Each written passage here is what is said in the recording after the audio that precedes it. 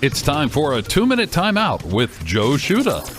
Currently the head boys basketball coach at Altoona High School in Altoona, Pennsylvania, Doug West had a 12-year NBA career. He discusses Michael Jordan and gives his opinion on the biggest trash talker when he played. Trash talking is some good times on those courts, especially, with the likes of a Charles Barkley, Michael Jordan. I can remember Michael Jordan looking at me many times saying, you can't guard me. And then after we're done playing, or years down the road, I can remember playing in the Mario Lemieux golf tournament. Michael's telling everyone that all I did was foul him. And Michael got all the calls anyways. That's all he ever said was all anyone did was foul him. It was great.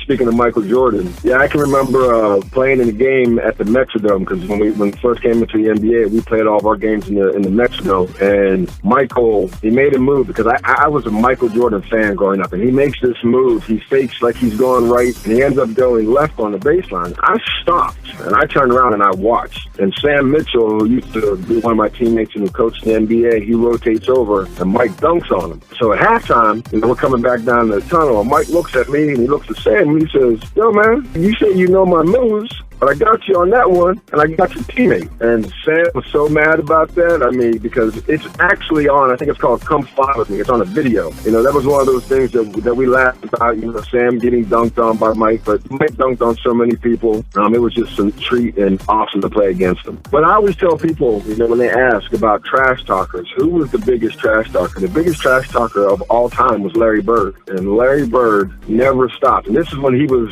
in his down years, with his back injury and everything. And Larry talked from the beginning of the game to the end of the game. He would tell you what he was going to do and what you couldn't do. And he was very good at backing it up. I'm Joe Shuda with this 2-minute timeout.